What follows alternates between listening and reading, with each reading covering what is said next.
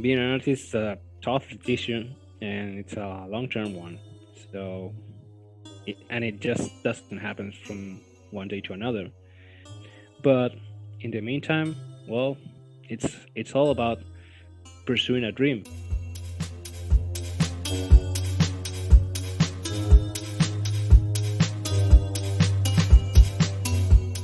Welcome to the Flying Fruit Bowl, a platform dedicated to the exploration and discussion of art and the creative process. I'm your host, Arones, and in today's episode, I had the chance to talk to the incredible Juan Sanabria. Based in Argentina, Juan is a painter whose work is reflective of the digital age. Presenting portraits that are broken up and separated into pixels, his paintings often question the way that we define identity in the South in the time of technology. Right, so start at the beginning, which is where I start with everybody I interview. So this is like episode, I think, 38. So yeah, so tell us a bit about yourself and how you became an artist. Hey, yeah. First of all, uh, hey Aaron, thanks for having me here in the No problem. flying fruit bowl. um, if I, what can I tell you about myself? I don't know things about me or how I wanted to be an artist. I think I've always wanted to be an artist from when I was young. I mean, most of the kids at my age, well, they just wanted to be like Maradona or Yeah. a soccer player or something like that. But I don't know. I was sucked at sports. So though I love playing soccer and stuff, but I don't know. I think I always wanted to be or to do something related to the arts. I always liked uh, everything about the arts, um, conversation, stories, everything. My mom, for example, she used to tell me a lot of stories. She used to point me to painters, or I don't know. She would tell me about the Beatles and stuff. So yeah, and I also I had some friends in the in high school, not high school, school, just primary school. Yeah, we were like I had my group of geeks, whom we used to, I don't know, play video games, talk about Michael Jackson, or I don't know, things, stuff. That's So cool actually, because it's like you have your own little community already in terms of in school, and that you're able to kind of connect with people about, interesting topics that, you wanted to kind of learn more about, as opposed to just as you said, being like a soccer player. Um, but like why is art important to you? well, I mean, I think it's a very important thing for everybody in our lives to have that that part of art. I mean, even to teach art in schools, it's really important. Though people might not see it as really important, but let's not remember that art is what connects you to one side of your brain that you might not be using if you haven't been taught arts in primary school. So I think it's very important whether if you're an artist or not. Art is uh, art has to be present in in every aspect of life, at least at some point, whether you you're just fully aware of that or not.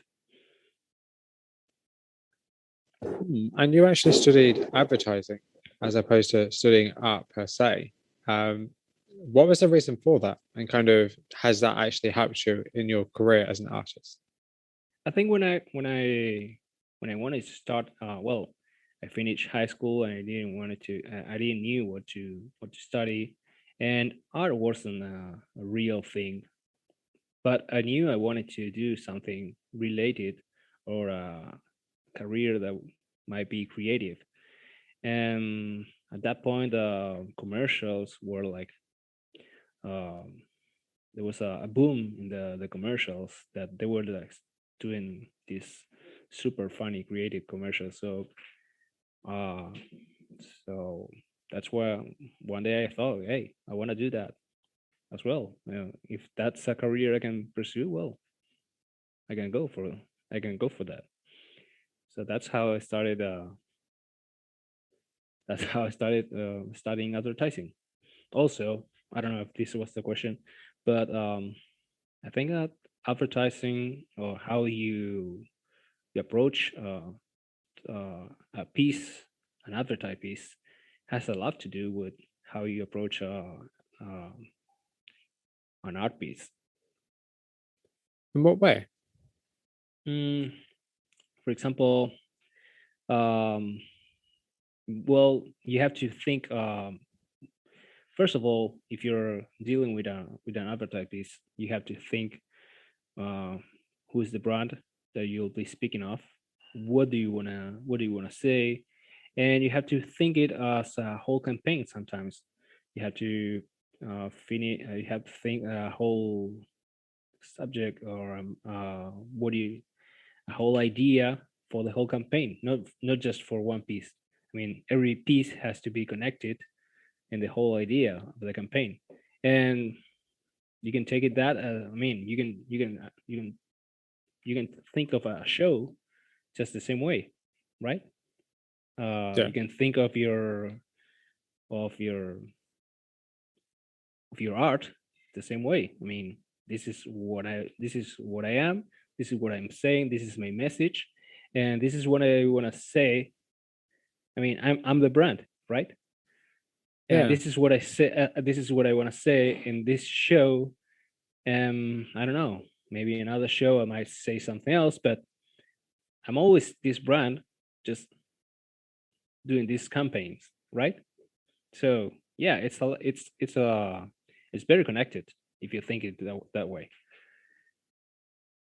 Yeah, because I I mean, think there's sorry, no, sorry, continue. no, sorry.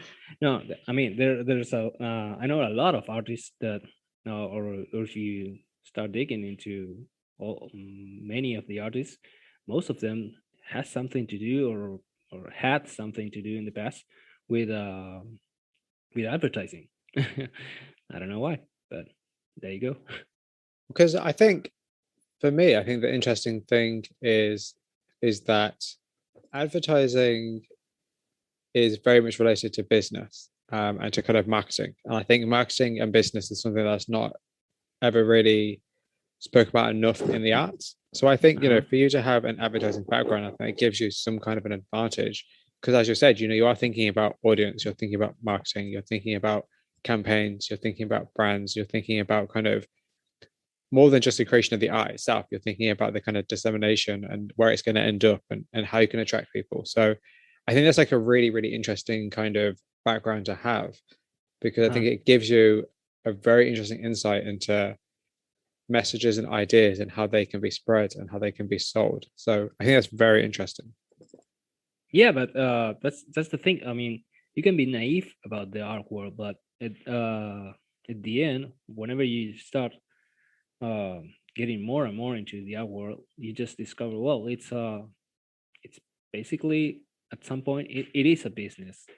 Could be yours, could be other one's business, but at the end, it's a business. So there's some things they have to think or consider when whenever or I mean you gotta think your next move, uh and it's all like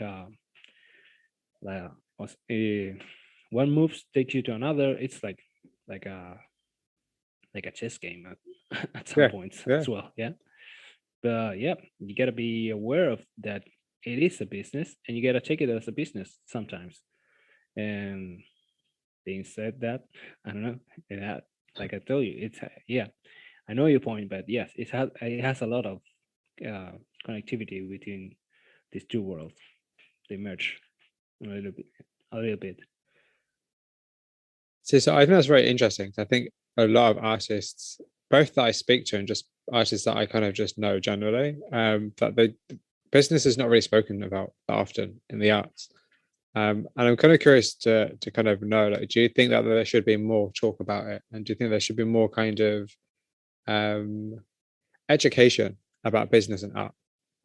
Yeah, absolutely. I mean, that's something. Most, if you ask most of the artists that studied an art degree, well, all they're gonna most one of the things I've heard the most is that nobody prepares you for what comes next. I mean, or at least that's what I've heard from people Yeah. who study an art degree, that they just prepare you to be an artist, but not to deal with the real world as an artist, right? I mean, um, marketing yourself, pricing your art, um, how to approach, galleries, collectors, uh, the art world itself. So, yep, that should definitely be a point that they should teach you or teach you more. I don't know, or just at least give you a glimpse of what it is, what it actually is. Is that something that you kind of show? Is that kind of like a side, I guess, of your kind of working life that you show to other people? Um, um, I don't know. To be honest, I don't know. Like, no. I don't know. Maybe it's just something that it gets goes natural now. Because I think a lot, a couple of guys I've asked that to where I say to them, oh, like how often do you show like the business side? A lot of them like, oh, that's just really boring. And I Hmm. always say like, yes, it might be boring, but it's also quite necessary because if you're an artist starting out and you've got no resources to turn to tell you kind of like what to do, surely that information is going to be valuable to you, as boring as it might seem to the artist making it. So maybe it's something you should consider doing potentially. It might be something that maybe your audience might like to see. Well, there's always going to be someone telling you, "Oh, you shouldn't do this, and you shouldn't do that, and you shouldn't do this and that, blah blah blah." But in the end, hey, it's a very tough career, Mm, especially especially if you're just getting started. So, I mean, whatever mediums you have to earn money from your craft, hey, why not? I mean, I don't know, stickers, prints, t-shirts. Now you yeah, got now you got the whole NFT world that, I mean, it's something new, yeah. but I don't know. I'm open to everything. I mean, if it just helps you to bring the food to the table, hey, why not? Especially to new artists. Yeah, actually, I agree with that completely. I think that's actually a really, really good outlook to have because I think sometimes a lot of artists can be very closed-minded when it comes to what they want to produce. I think, a lot of artists sometimes, well, not a lot of artists, but some artists sometimes can be like, oh, I only want to paint. And that's cool, but like diversifying your income is, going to be one of the best ways to be able to make more money and or to kind of be able to make ends meet when times get rough in one area.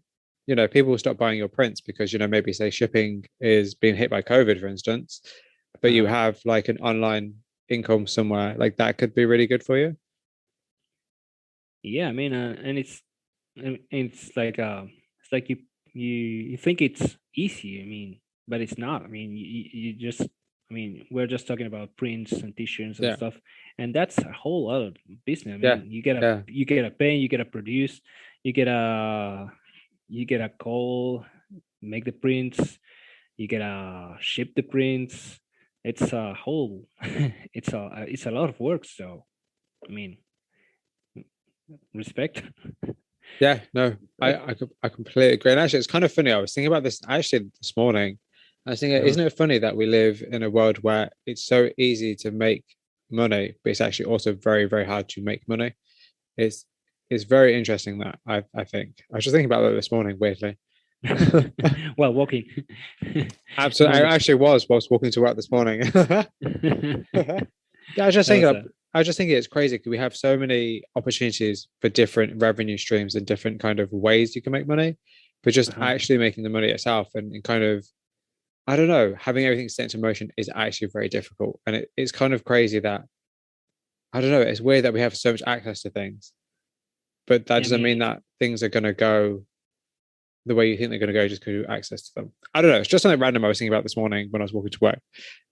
I think the hard part of that is to get organized. Once you get Yes, organized with everything, I mean, that's gotta be yes, that's money comes and goes easily, but yeah, but the hard part is just to get organized with every aspect, and sometimes it doesn't depend entirely upon you, especially if you're shipping things. yes, I of mean, course. shipping, man, male persons, we artists we artists hate the male persons. No, sorry that's so, so, yeah, no, that's true though. sorry if anybody works at the mail, but it is that way.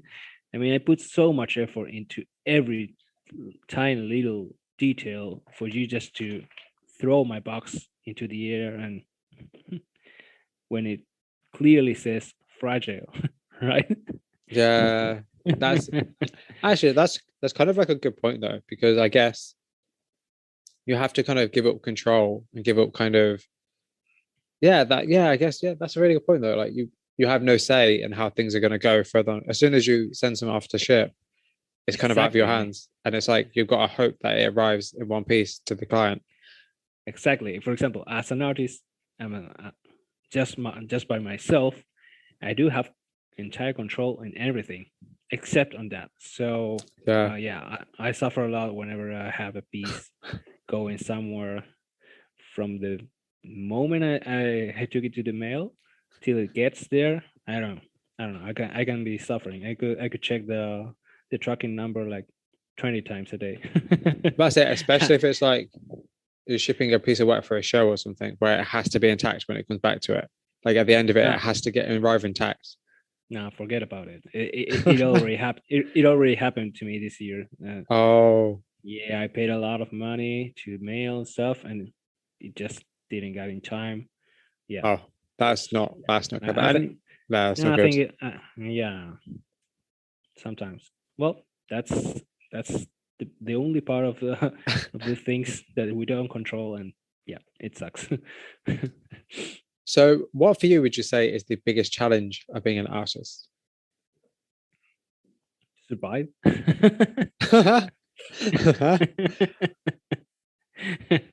Yeah, I think yeah, it's being an artist is a tough decision, and it's a long term one. So and it just doesn't happen from one day to another.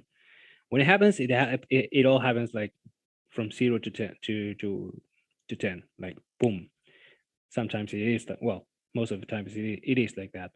But in the meantime, well, it's all about pursuing a dream. So yeah, what's the biggest challenge about being an artist? I don't know, to survive as an artist.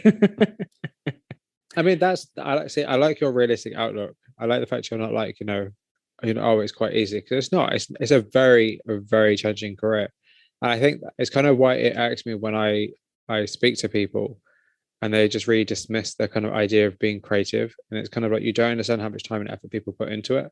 Knowing that they may not even get to the end result at any point in their life. It's kind of like it's quite crazy how people can just dismiss it so quickly without ever having been part of it or even understanding like the amount of work it takes because you're not just creating work. That's the tip of that's just like the bare minimum.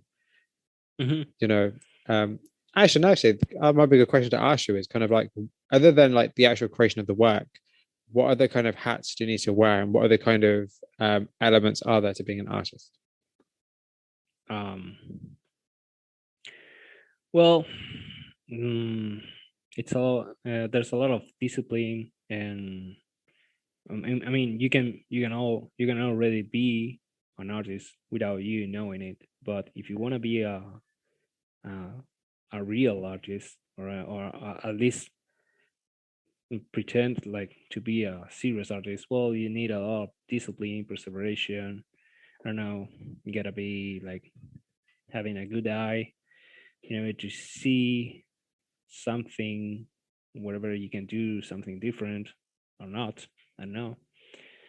Um, Yep, but it's just there's a famous phrase from Picasso, I think, that I used to have it in my desk that creativity doesn't find you creativity finds you working while at work or something like that. So yeah, that's yep. You just gotta be work. Just gotta work hard. I think there's no other way. I think there's no magical potion. Absolutely, absolutely not. I think a lot of people underestimate just how much work goes into being an artist because I think the way society is like we see artists on say Instagram, for instance, and with overnight success, and people doing maybe something that's trendy and it blows up, and everyone's like, "Oh, this is cool. I'll just create some work post on Instagram and get paid for it." And it's really not that. That's far from the truth. Like, do you think that kind of sometimes, sometimes it happens. I yeah? mean, sometimes it happens because our world is a crazy world. So yep, you can be lucky, but I mean, how many people are gonna be lucky? Just a few, So that's right? true. But do you think there are any kind of misconceptions about being an artist? Yeah, I mean, everybody says that we're just these lazy lazy bumps. But yeah, yeah, but yeah, everybody thinks that I don't know, you're uh, you're not working if you're an artist, but actually, it just not having a schedule or a time. I mean, most of the people just go to the office from I don't know 10 to 6 p.m. or 4 p.m. or whatever, and uh, I don't have a time, but I have that doesn't mean I don't have to work every day. I mean, even on the weekends. So yeah, Yeah. it is. Uh, And actually, do you have like a routine or a schedule that you stick to when you create work? Yeah, I tend to. Well, I try to paint at least 8 hours a day. No, I'm not Oh, painting this past weeks, these holiday weeks. I yeah, was like, I took a few days off because I good. was feeling burnt and I was like, not being too creative or I don't know. I just felt I need to stop for a few days. It always happens. I don't know Of why course. it happens at the end of the year because there's no end of the year for us. But Yes. but I don't know. It just happens. I think I have to just to reset everything and start thinking of what I'm gonna do for the 2022. So yeah, I took a few days off just to chill out a little bit. But hey, I can't deal with it anymore. I mean, I want to start painting now. So yeah, I think I think I'll start this week. Yeah. To be honest, today is January 2nd, people. So yeah, I'm Yes. starting. I'm starting. I'm starting this week. And actually, it just reminded me, I always forget because what I was meant to do ages ago, someone actually, an artist I interviewed a long time ago called Nate Burbeck, who's an incredible artist. I'll send you his work. He once Okay. said to me, you should really date your interviews so people know when you've actually recorded them because obviously when they get released, it's like a good 4 to 5 months later. And I'm like, oh yeah, I should. And since he said that, I haven't done that once because I keep forgetting because I just never know when to fit in. So I'm glad you said that it's January 2nd because I would never have said that. So I'm glad you said. I completely forgot. I keep meaning to do it and I just never get around to it until I need to talk about something regarding like the date. And I'm like, oh yeah, this is like December or oh, this is January. That's so great. So I'm so glad you am, said that. That's am, perfect. am am I the first interview of the Yes, you 2026? absolutely you are. You're the best way to start off Okay. the year, I must say. Honestly, I'm so Woohoo! grateful. Listen, I'm just genuinely very, very grateful that you agreed to this. And I'm also very grateful for Simonis for introducing me to your work. Oh Um, yes, I mean, she's Simone had is an incredible year this year as well, last year technically. She's had such a good year as well. Like her work is really, she's shown her work a lot in really great places. And I actually got to meet her in London as well, which is super lovely. It was so lovely. She's just a lovely lady. She just really is. And her work is incredible. I really like it. So yeah, I'm very, very grateful. And yes, of course, you're the very first interview of Yeah, 2022. Um, which Yeah, was perfect. yeah. Simone is a super good friend of mine. Yeah, I love her. I love her work. So, hey, Simona, how are you doing? No, she's absolutely like she's one of those people that I'm really, really glad that I met. And I got to see her work in person, which is the best thing ever. I'm really hoping to do it again this year. But okay, let's get back into it before I ramble on too much. Right. Okay. So, yes. Okay. So we're recording this in January 2022, the very start of. But obviously, for the last, 2 or so years, we've been in kind of like the grip of the pandemic and COVID-19. I kind of just wanted to ask you, how has COVID-19 affected you and your work? Well, it's weird now because it's not the same as when it all started. I mean, this was 2020, right? Yes. And yeah, when COVID first hit everybody, and the lockdown was, I mean, all the world was in lockdown, and it kind of stopped for, I don't know, a few months. I don't know how much time was it. For me, it was great because I was at that time I was digging into doing some new stuff, some new adding some elements to my paintings. So I needed, actually, I really needed the world to stop. and and to be honest, I didn't had anything that year planned or shows or whatever. So I don't know. I just um, for me, at least uh, those first months, they were great because there were a lot of creative contests and everything going around. And I don't know, like the world itself, it just stopped, but the whole everybody was just like trying to cheer everybody, and it was like, I don't know, I had a I had a great time those first months, especially because I'm honest, it didn't change my routine that much. I mean, I could continue to keep on painting and working from my house. But and last year was a little bit weirder. Uh, I spent a lot of time in the USA and working there, and it was weird because, I mean, the world started opening again, but at the same time it was like, um, we had this, first the vaccine problems, the not vaccinated people. um, I don't know, it wasn't the same still. And and now and now I don't know, we're just having a third wave of COVID in here, or in the world, I think. I don't know Yeah. when is it going to end. um, but I don't know. I said people say that this might be the time with this new variant for everybody to get the virus, and I don't know, get the immunity that we all need. I mean, I don't know in there, but in here there's a lot of people um, with COVID right now. I myself, as you know, Yeah. this is January. Yeah, people, I'm locked down since last week with COVID, getting to the final days. But um, there are no people. There's not many people in the hospitals, and I don't know if that's because of the virus that has mutated just to not kill the host, or is it because of the vaccines? Well, I don't know. I'm a pro-vaccine guy, by the way. So Yeah, so that's actually a good point. I didn't actually think about it like that because I'm not actually sure of the kind of hospitalization current situation here in the UK. I think from what I'm aware of, which is not really much, so I try not to look at the news too much because it's a bit depressing.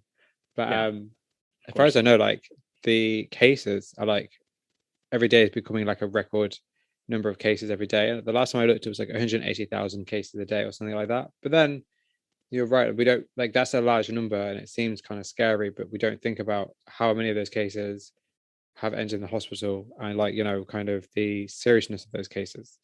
Um, so that's a good point, actually. I hadn't really thought of it like that. And I just feel like we all kind of have to just make sure we're staying safe and just doing the best we can for ourselves and for our loved ones. And for those that are maybe a bit more vulnerable, I think that's all we need to really do. Um, Yeah, exactly. But I don't think we need to shut down everything again. I mean, I don't. I'm I don't think that the world should shut down, or that government should close the borders and stuff.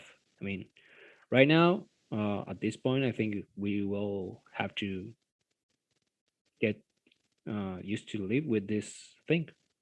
yeah, And I don't know. If you need to get vaccinated, go, and I don't know, take care of yourself. But it's something that's it's not gonna go away. So we just yeah. gotta get used to it.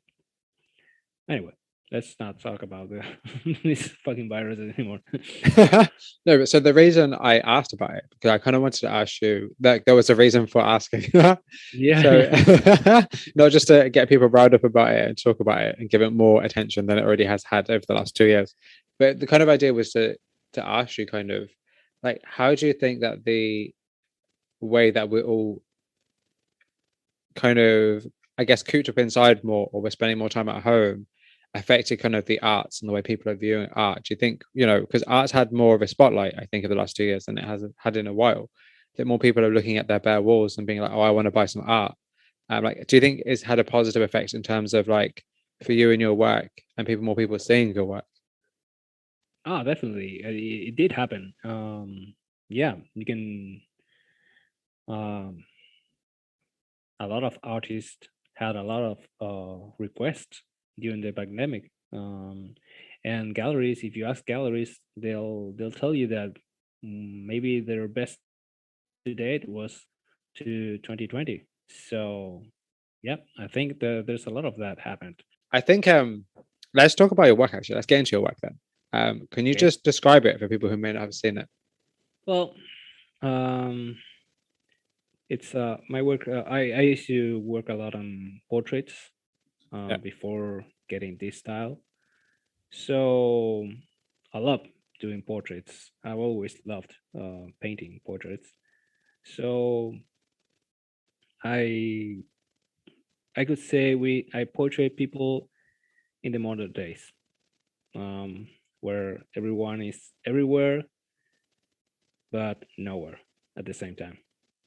It has a lot to do with digital age we live in, where life is almost pixelating itself.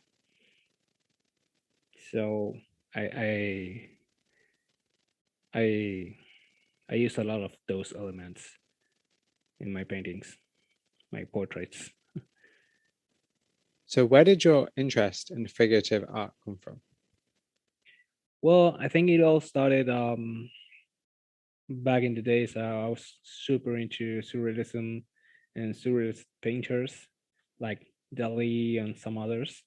And surrealism uses a lot of figurative elements, uh, which I thought back in the days that were like, I don't know, super detailed. Now look at them, they might not be just as detailed as I thought they were, but yeah. Well, I started drawing and painting surrealism things, so maybe started from there, and then I loved painting portraits and people, so just wanted to look into a way of doing it in my own style. So I did a lot to get to this style, but it definitely has to do with the origins of what I was liking at that moment. How important is style to you in your work? Like, do you think an artist needs to have their own style? Yeah, well, yeah, I definitely think. I mean, there's always there's a- if you I mean, I could have just painted. I could have just stayed painting imperialism stuff, but I wanted to find uh, my own signature, something of my own. I wanted to express all the things that I loved from painters and art into one and put them all into a new concept. I think it's super important for you to look for your own voice. Um, it's gonna, it is what is gonna represent you uh, out there, right? Yeah, of course, absolutely. But I think it's interesting because you've landed in a really good space because your work is reflective of the digital age in the digital age. And I think if there's one thing that I personally love to see is art that reflects the age that we live in and kind of art that kind of critiques, almost critiques the world we live in. And I have a lot of, personally, I have a lot of time for that. I think that's very, very fascinating because it's like you're not just creating a piece of work to look good, you're creating a piece of work to open up a discussion. And it's like, so like, why is kind of like considering the digital age important to you? Well, I don't know. I don't know if I have to think of uh, a subject to paint. I don't know. I thought about that mm, back in the days. Now I could think of, I don't know, global warming, and I can think of superpopulation and like ideas to get new ideas to paint. But I started with this, and but also it doesn't have to be like a major problem. It could you can just stick into tiny little things. I mean, you could be a, a painter or a paint super realism from strange angles. I don't know, or common situations, and you're gonna have a voice while doing that, or you can, I don't know, design your own character. It doesn't have to be something so dramatic. I just I found out that uh, maybe while doing what I was doing, because it was I didn't want it to be a depressed, or I didn't want my work to be depressive. So so I started thinking of that, as you say, like a criticism to this new times, new era. But I try to put some fun into it. I don't know. I try to build some of my characters with a little bit of humor into that, right? Otherwise, it will be like depressing, and I don't want to be. I guess no one's. I guess nobody wants a depressing painting at their homes, and I don't want to be painting them for sometimes for even 2 weeks, a depressive thing. So yeah, I try to have fun while doing my work. So that's really interesting because I think a lot of the time people can kind of consider the idea of like the artist in depression creating good work, like, and I kind of wonder, like, do you think there's a connection between kind of lower states and lower moods and creativity? Because it seems to me like a lot of people think, oh, look at somebody like, Van Gogh, for instance, he was always in a constantly depressed state, but he created such great work. Like, do you think there's a correlation there? Maybe there is. Maybe there is. I mean, sometimes when we just um, we are a little bit depressed or whatever. I mean, we're just maybe that's just uh, something that says that in those times we think a lot more about what we are and what we and where we are now than in other times. Maybe that's why. But it doesn't have to be necessarily. You don't have to be a depressive person to be a creative person. I mean, or at least sometimes you could get some ideas from those moments and translate them into happy moments, Yeah. right? Yeah, of course. You don't you don't have to be like dying to be a creative person. Please. Yeah, emotive person. But I think that's what I like what you said about your work is that you try to make it fun, and I think there's one thing that your work is, it is very fun. It's very kind of, you look at it and you're like, you have to like decipher it. It's almost like a jigsaw puzzle. It's like you have to kind of look at it and figure out how it all fits together, because it fits together in a very odd way because it doesn't fit together. And I kind of like, I don't know, there's like so much interesting kind of visual cues between the idea of kind of static images and images in motion. 'Cause I know you wrote here, I've got a quote from your website. I think it's your website. No, it's either website or your interview with one of your interviews you've done. Can't remember where I sourced it from. I should have put the source on it, but I didn't. But it says, at some point, I just felt like I couldn't continue painting static portraits anymore, that there was so much more to tell from what I was doing. It has to do with this current and frenzied world in which we live, in which we do not have a second of peace. It's all fast. What you might think is cool one day, just the next day isn't. And let's deal with the next thing. And I like this idea of motion, because there's one thing that your images actually do suggest. It's kind of like almost a TV screen frozen and pixelated into place. Yeah, can you talk a bit about the idea of kind of images that are not static? Well, it's weird to paint uh, to do a motion thing with a static painting. Yeah, It is weird. I mean, I think that's something to add now with, I don't know, NFTs or animation or whatever, uh, to add some movement into pieces and stuff.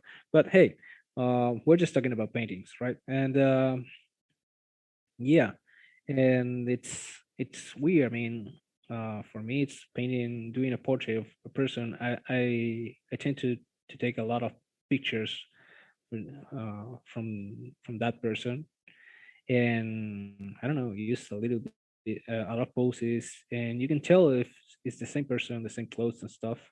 But it just gives you that sense of movement that that it is what I'm talking about. Because I don't know, I could be talking right now face to face, and you could be staring at your phone, so you're somewhere else, right? So yeah, that's also part of the message. have you ever actually considered adding like actual movement to the work? Yes, of course, I'm working on that. There's Oh wow, something, yeah. I have some some projects for this year to that's add so some that's movement that's to the so work. fun. I'm gonna really look Yeah. forward. I'm really looking forward to seeing that. That's gonna be really interesting. Because I think, because I kind of wonder often actually, is like how much is the static image valued anymore, in terms of like, we live in a society now where, say TikTok for instance is kind of taken over the world, and people want like 10-second videos of people dancing, and it's kind of, it makes me wonder, do you think people kind of value static images, and do you think people kind of have time for static images anymore? No, what I've learned myself is that, and I include myself, is that we need to build our patience again.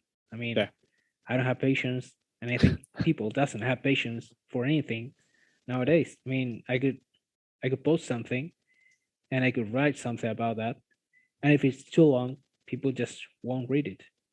And I think we need to slow down a little bit. I mean, social medias, they want you to be like that. of course. Um, yeah, I mean, I I I could spend like a month doing a painting or work, and I could post it, and it's done. You already seen it. You want to see something else, and hey, give me something else. Come on, dude. I'll spend like a month doing this. Yeah, Give me some, give me some credit, right? Yeah, uh, yeah. That's and all of that has to do with the social medias and on our phones, sadly, but it is that way. Like I was saying, like I was talking to you earlier this week. yes. Uh, I used this time, this COVID and this vacation time, uh, and I watch a lot of films, and I was back in the days I could watch a lot of films. I mean, I was like a person who really liked movies, and I don't know why, but this past this past times I haven't. being a well, I haven't been to the movies ever since COVID, to be Oh honest. yeah, But yeah, but I haven't been watching a lot of films either, and it's like we just uh we just can't stand into a screen for 2 hours just watching at a movie without I don't know getting up, looking at our phones or whatever, and it's something that's something wrong in there, right? yeah, yeah. I think, but then maybe that's because you're an artist, and because that time could be more well used spending sitting down and painting something and creating something. Maybe. maybe maybe so. Well, that's something that painting has. Like once I sit to do a painting, well, I could be 4 hours in there. It just time flies. So that's so interesting because you lose yourself in your work as opposed to just being constantly distracted. And like that's really interesting because I think that's what I'm really fascinated with art and artists that they can set aside that time to create and just be uninterrupted for the most part. I think that's really Yeah, kind of it's pretty special because you're kind of it's almost like an escapism in a way from like the rest of the world because you can just be in your own zone painting and getting on with it. Um, that must be pretty yeah, but nice. yeah, but to be honest, I was just thinking about the when I'm almost finishing a painting. To be honest, I just picture myself in there, but it is it is hard when I'm starting a painting. When I'm starting a painting, I get distracted a lot because you know it all looks crappy and you know you still have a lot a long way to go and yeah, I could get easily distracted when I'm starting a painting, not when I'm finishing. When I'm finishing, I'm already into that. I could spend like a whole day painting and time flies. But it's hard to do it for me at least, when I'm starting a work a new work. But it just it is what it is. I have to do it. So when you finish a painting, how soon do you create another one, or is that dependent upon what you're aiming towards? Well, it depends. It depends. But normally, I would just take like no. I could no. To be honest, I could if I have everything done, I could just start the painting. I don't know, a day or 2 days Wow, after that. I mean, sometimes sometimes I wow. gotta do like 4 paintings in a month. So Yeah. Yeah, but I say, yeah, yeah, particularly if you have like a show or you have to create work for something, you have to have that work there done. Um, exactly. yeah, so you, in a way, you I guess you probably don't really have a choice whether you want to create or not. It's like you have to create it. And actually, that's probably a good question to ask that I haven't thought of, that I haven't written down. But kind of like the demand for your work in terms of like, I want to talk about exhibiting a little bit later, but just to kind of dive into that a little bit now, I think kind of like when you have a gallery show or you have something you're working towards, say like an open call or something, like do you prefer creating work for it or do you prefer having a work you've already created to send to it? Um, yeah, I always preferred to have new work, but that just because that's just me. But I learned that I learned a way to send that sometimes um, some some works that weren't sold at this show, well, they can be sold at the next one, and it's all about yeah, you just gotta minimize the time and the effort because sometimes you got a lot of shows and you wanna you wanna get in time to all the shows. And if I have to do new works for every show I get invited, I might just not get there. And also get I could go stuck in works Yeah. that maybe they just had bad luck.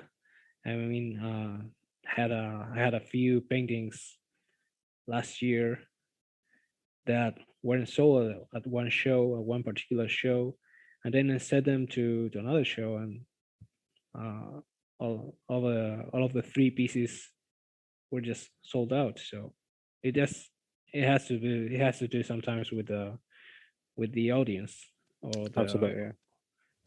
or the public that certain galleries has.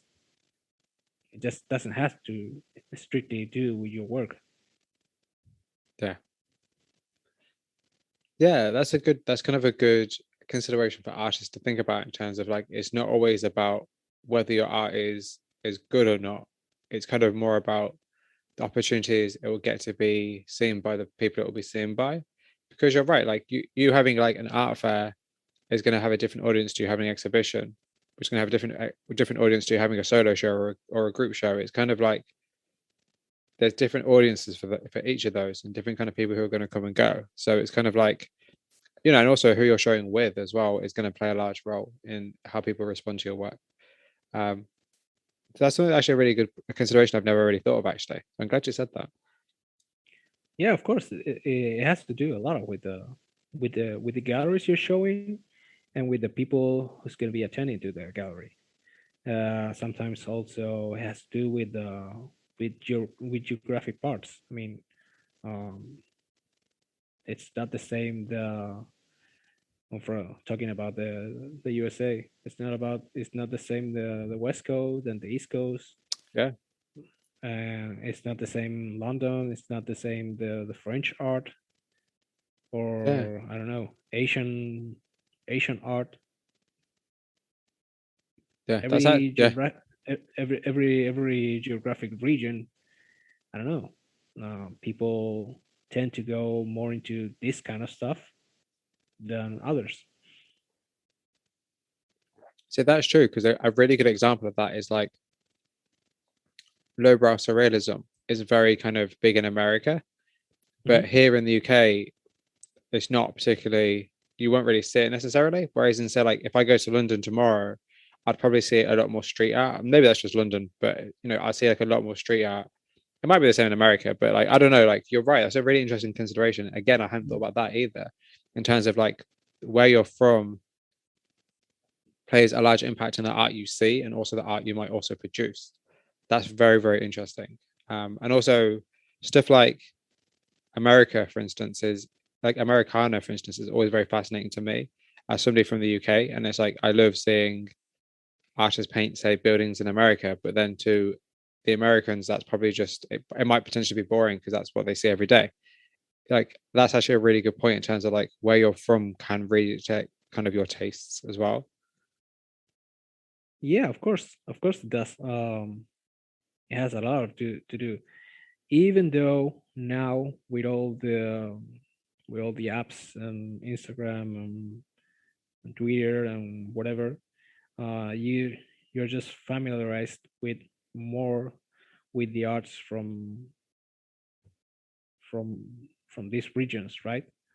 For example, I don't know. My art tends to be more like like an American art rather than, well, for example, I'm from Argentina and my art doesn't go that well in here. There's another kind of art that people consume more in here. That's not necessarily my kind of craft. That's so interesting though.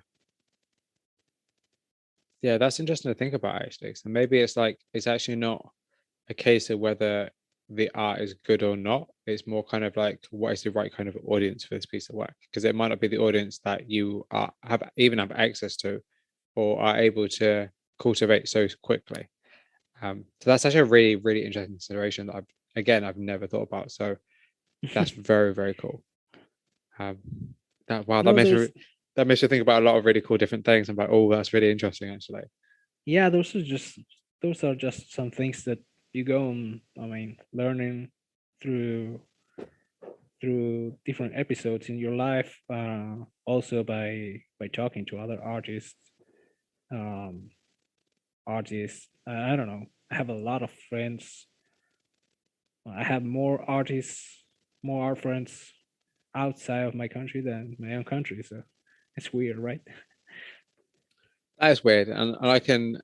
somewhat agree with that in terms of like a lot of artists I speak to at the minute are from America, um, which was hilarious for me to try to get to sleep at a good decent hour. But yeah, I agree. It's kind of interesting how you can kind of relate and converse so easily with people from outside of your region, and you don't even think twice about it as well, which is really strange nowadays. I think that's so weird. Because it's like this week, a week's perfect example. Like I've spoken to you, you're from Argentina. I've spoken to Duncan on Tuesday, who is from the UK, and I spoke to Nico on Thursday, who's from America. Like that's really, really nice. It's so international, and I don't think twice about it. It's so strange. Yeah, it used to be strange for me as well. I don't know. Yeah, my girlfriend, yeah, she laughed at me because most of the day I'm speaking English. I'm speaking English to everyone. Yes, Uh, Luckily, I I do understand and I speak very fluently. yes. That's that's just thanks to my mom. Actually, I didn't want to study English, and she made me to. Now I'm grateful. Yeah, yeah. That's I think languages. The older I get, the more I realize it's really important to at least learn another language because I think you never know when it's going to be needed, and also it's just something useful to know. I think it's always something good to know. Like, why would you not want to learn about a different kind of culture and kind of a different way of life? And I don't know. Learning is very interesting. I think we don't really do maybe enough of it as much as we should do. I don't know. I don't know why, but I would love to learn. I only speak English and Spanish, but I would love to learn. I don't know, French, German. Yeah, I mean, hey, there's plenty of Don't ask time. me why. No, Don't ask no, me why, but I think it's also just because it's like a challenge, and you kind of just get to learn something new. It's just like it's like just learn something new. It's a yeah, challenge. It's just kind of like you're spending your time doing something that's worthwhile, because at some point in your life you may want to go to France, you may want to go to Germany and be able to converse with people there. And when you get there, you'll understand kind of the culture and the society better. I don't know. I think learning is very, very fun, and I think in nowadays maybe we're too caught up with kind of being how can I say without sounding political? I think we're very used to kind of being kind of more, I guess, zombified and kind of passive. That's it. We used to be more passive than active. I think the way okay, society is, it makes everybody a little bit more passive than active. And I think learning something is being active. So not everybody wants to really do that necessarily. That's just my opinion. That might be an unpopular one, but maybe it is. Maybe it is. Also, most of the people speak English, so yeah, maybe that's why. Also, that's true. Right. Sorry, that was a slightly off topic. Let's get back to your work. yeah, So, one thing I wanted to comment on about in your work, and I noticed that you spoke about previously, but the idea of kind of your work being almost like a mix between collage and painting, because because I read a quote from you about collage, and you said, you're reflecting on different issues in terms of saying that collage is a very personal thing because it involves different perspectives, and that maybe your work might be more related to college than it actually seems. And I kind of read that quote and I looked again at your work and I thought actually your work does have that kind of that layered, yeah, the kind of idea of like layers and the idea of destroying things and rebuilding things and putting things back together again, and the deconstruction and reconstruction that collage artists often do with yeah, images, and the idea that you take something and then you form something new from the pieces of something old. I really like that. I thought it was really clever, and it's not something I really thought of. But yeah, I was wondering if you can possibly comment on the idea of kind of reconstruction and deconstruction in your work. yeah. It's well, it's funny because I never thought it that way till a friend that works at Collage told me, "Hey, can I interview for a collage Oh magazine?" I was like, yes, "Hey, the I don't weird do show. collage." Yeah, Yeah, yeah, Maxomatic. yeah, Yes, yeah, exactly, exactly. yes, I love that And show. yeah, the worship. And I had never thought of my work as a collage work till that moment. And yeah, it just kind of, and then I just started thinking or started sawing it in a different way. Collage is you you take a lot of pieces and you made up something new of all those pieces. It's like, and it's basically what I do.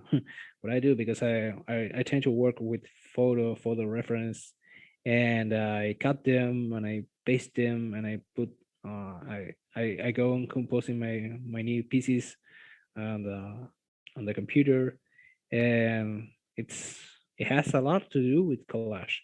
It's like I told him, it's it's um it's assigning a new meaning to a previous image, right? Yeah. Yep. And I had a lot of respect for collage artists, but I never thought it that way till that moment. So it's funny that you mentioned this now. Yeah, because it's kind of there's something about college that actually I really, really like. I didn't used to like it probably about maybe like I don't know, like 3, 4 years ago. I used to think, oh, it's a bit boring. But like now I kind of really, really value the kind of just creativity behind it. Like it's so freeing. There's no rules, there's no limitations, there's no right or wrong way to do things. And I think maybe painting needs some of that because I think sometimes painting can be a bit there can be a lot of gatekeeping in painting and like, this is the right way to do things and that's the wrong way to do things. And you must have like this skill to be a painter or whatever. And like, do you find that, or have you found that throughout your kind of career so far? Have people ever said to you like, oh, this isn't painting, or like this isn't art? Um, if someone ever told me that my stuff isn't a painting, Hmm. no, yeah, maybe. I don't know. Maybe. Well, they ask me a lot of if. Well, yeah, many times people thought that it was a collage, but no, it isn't a collage. I paint everything. I mean, it could be a collage, but I I compose. First of all, I sketch the ideas, then I take the pictures, then I deconstruct everything, and it could turn out to be something completely different than what I originally had thought, and then I go painting that. So, yep, it's always a painting. So, That's an interesting way of working. Kind of the idea of like you're like recomposing an image as opposed to just painting the image straight how it is. yeah, um, that was something I was saying about. I Yeah, could have just stayed painting hyperrealism, but I don't know. It was I needed. It was just not feeling me fair enough. to do that. I love painting something detailed and to be able to feel it, like I don't know, like a glass of wine, and that if you see it, it looks like a glass of wine, or just or just some human elements like a hand or an eye, like to feel it like it is really nice painted, or I don't know, like it feels real. uh it's super satisfying as well. So one thing I kind of noticed when I was researching your work is that a lot of people refer to you as the artist that creates pixelated portraits. And I kind of wanted to ask you, like, are there any kind of like drawbacks to the work you create? And kind of like, do you like the fact that maybe people have kind of defined you in a certain way? If I like it, Yeah. yeah, I mean, yeah, it's always good to be known, uh to get your stuff to be known, and to be I don't know, to be pointed as, hey, so this is one's work. Yeah, that's always good, because that's something we all been looking for, to have our own signatures. But Yeah. At first, I didn't want it to include the pixels or pixel art. I didn't want it to do pixel art because I wasn't looking uh through that way. I was looking into something else. I wanted to do like persons, like in the middle of that decomposition. But I don't know. My art eventually took me there, and yep. Now I work and I work in that language, but my works aren't entirely pixelated Yeah, because that's the whole idea. I mean, it's like a person deconstructing itself.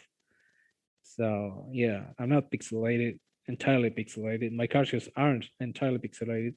I'm not CryptoPunks, sadly. yeah.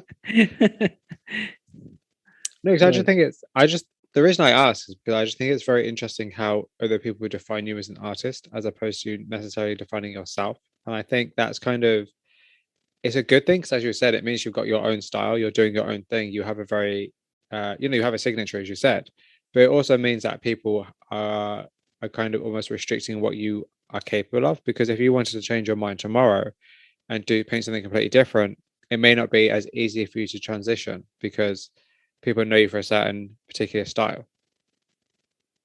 yeah, of course, sometimes it's something I have to struggle with. Um, I already, I don't know, I already put myself into this, and now, yeah, so it's something I have to deal with. Yeah, Even composition yeah. in this style, it's a little bit difficult at some points. But I don't know. I just keep on touching and retouching till I know till I know I have something in there, some magic. It just magically appears the image that I'm looking for. But it's yeah, it's kind of a mess. I just put myself into it. And actually, I guess that's a good question to ask you. Now. I don't know where it is on this list, but kind of like, are you ever like, do you ever worry about kind of repetitions of ideas or imagery? Do you ever worry that your images are gonna maybe to the next person too similar? I used to, but you know, everything is uh, repeated nowadays. Most of the painters they just use a same image over and over, and I don't know. There's something about the art world that loves that embrace that. They Yeah, just want you to be like a repeated person. They just want you. They just want you to be like a unique brand, but I mean they don't want you to change that much. But I don't know. As I do portraits, I do tend to paint different peoples, and I mean different peoples from every race. I mean, I tend to paint. I don't like painting the same people over and over. Sometimes I could paint like an African person, sometimes a nation, a girl, a boy, a child, an old person. I don't know. I like to explore those characters and also not to get into to just one one particular person. But yeah, of course, uh, I have a folder full of eyes, noses, uh, people, and yeah, I have my favorites. So sometimes I use the same elements uh, to do a different paint painting, a different work. so that's I thought it just struck me when you just said that, and I thought of that is like so maybe your work is about the way that we're all very different, but all we're also the same. Maybe that's what your work's about. Maybe because if you're using like repetition and similar elements, and you're highlighting eyes, noses, and mouths, or like different kind of different similar elements of a painting. Maybe that's kind of a layer to your work. Is about kind of the idea of us being the same and different at exactly the same time. Maybe that's something that might be in your work that maybe you didn't know or maybe you haven't thought about. It's funny that you mentioned this because I painted you know I think it was in 2020 with the whole George Floyd thing Yes. and how everything exploded from there. And I just made I painted a skull with different eyes, uh, and it was like a punk skull with a rainbow with the rainbow colors and the crest. And yep, it was, and that was the message that underneath we're all the same. That's cool. I like that. Yeah, it's just I just thought that when you said that. The thing about that's really interesting, kind of like how we are all different, but we are all the same. Or maybe like rather than trying to be different, we're just trying to be the same, but we don't realize that. I don't know, there's something in that I like. I don't know, there's something in that the idea of kind of like Maybe so. There's a whole industry yeah, that deals the that works for you trying to be different. I mean, yeah, being a rebel is like a big like a big business for a lot yeah. of companies. So There's something fascinating about that. That's like I don't know. I need to look into that kind of concept. It's really interesting. I And mean, actually, sorry, continue. no, you try to be different, but if you're, I don't know, let's let's say you turn you dye your hair blue, and I don't know, many people like that, and all of a sudden you're gonna see a lot of people with the blue hair. So it is what it is. You just gotta do what you feel like, but I don't know. It's not easy to be different. Yeah, that's You gotta be different from the inside.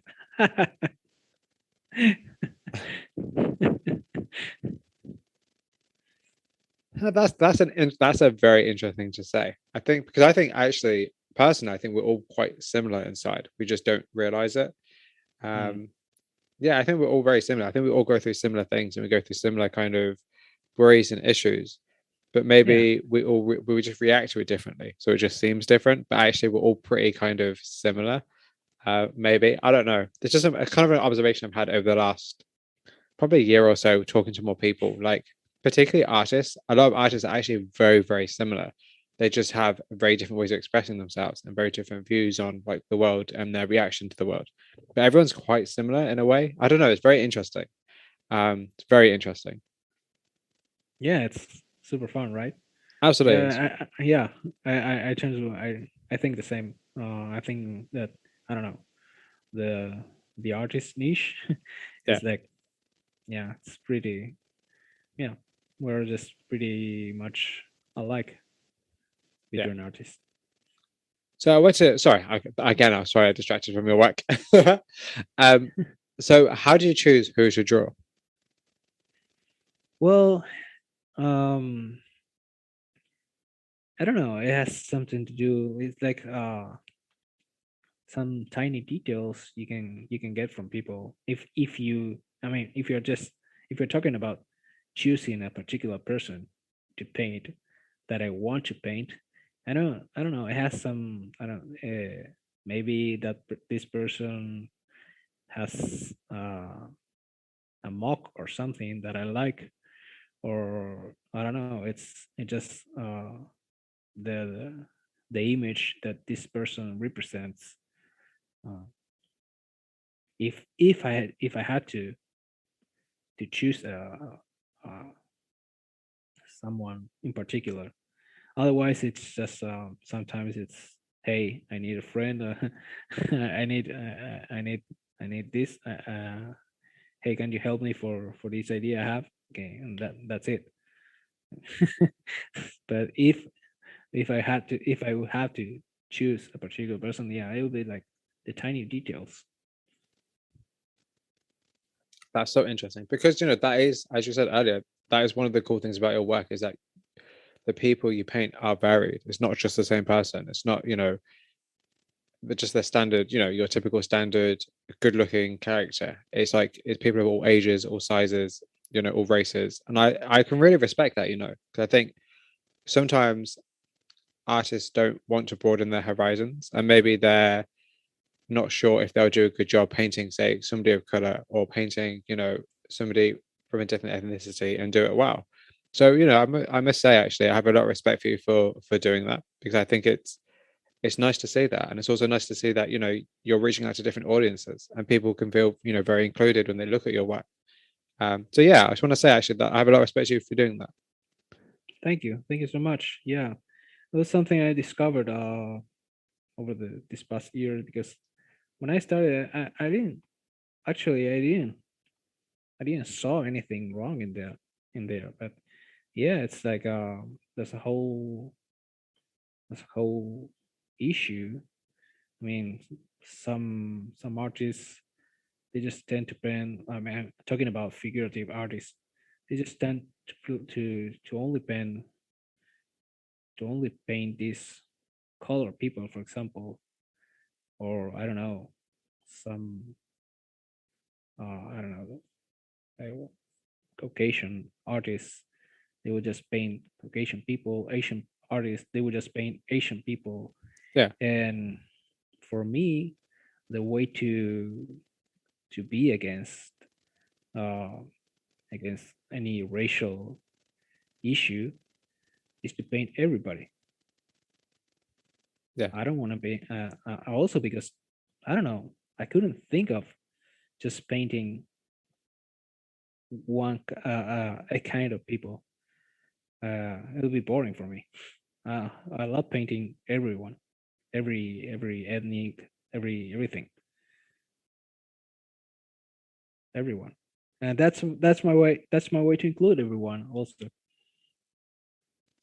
that's really interesting. I think actually that's what I'm going to ask people about in the future in terms of inclusivity in their work and their audience. That's a really interesting consideration, because yeah, like that's cool, because that means your work will reach more people and more people will relate to your work because you're painting everybody, not just one person. That's really, really interesting. Actually, it's not something I've really thought about in terms. I keep saying that a lot today. It's not something I've really thought about in terms of. Well, that's a good thing. You're giving me a lot to think about, which is great.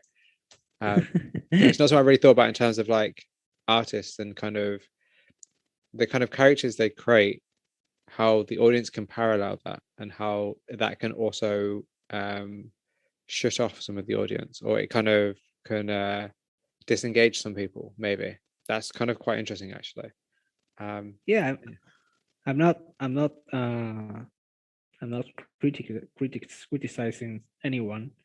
I mean, you can paint whatever you want. Yeah, it's your craft. You can be free to paint whoever you want. Also, I myself, I'm free to do that as well. But I don't know. It was something triggered me. I think it was something that I saw on the internet uh, a couple of years ago that triggered me think this thought that was like a person complaining to another person because he was painting someone that wasn't from of his race or his ethnics. I don't know. And I was like, why? Wow, this is weird. Why? Why can't you? yeah, that's true. What's wrong in there? I mean, no, yeah. I think it was this guy painting geishas. Uh, I mean, I guess maybe because people assume that to create an accurate representation of a certain group of people, you need experience of their life, even though that's necessarily true. But I can imagine that might be why potentially. I don't really know. Actually, then again, actually, I don't really know. I think you, as you said earlier, you're free to kind of create whatever you want, and I think if you're willing to be inclusive and you're willing to create images of everybody and show everybody in a positive light, I don't see where the problem with that would lie, personally. Yeah, I mean, as long as you do it with respect, what's Yes. wrong with that, Yeah, right? absolutely. So one thing I wanted to ask you, because I'm actually really curious, and I don't think I've really asked many people this, so I probably should. But like, how do you kind of organize your thoughts and ideas? Like, are you the kind of person who writes down your thoughts and ideas, or do you kind of just keep them in your head? Well, I'm both. I'm the kind of person that takes both ways. But yeah, I tend to sometimes. Well, I get a lot of my new ideas, or when I go for a run. I use whenever I have to think of or organize new ideas. I usually just put my headphones on and just go for a run, and it just I don't know, it just mm, it just ideas start flowing and a lot better in there in those times. But all and also, well, for example, or maybe when you're about to go sleep, this is not a good idea to think of ideas when you're about to go to sleep. Otherwise, You'll yeah. forget. Otherwise, you just no. It's just like your head starts moving, and I can't get sleep then. Yeah, But yeah, I didn't. Yeah, and those times whenever I get home, I just have to write them, or I don't know, scribble something, just not to forget. Otherwise, you forget. It is gonna be there, hidden at some part of your of your head, yeah, but you'll forget. So yeah, you have to write or scribble or something. I don't know. Do a note at my phone, yeah. something just to remember.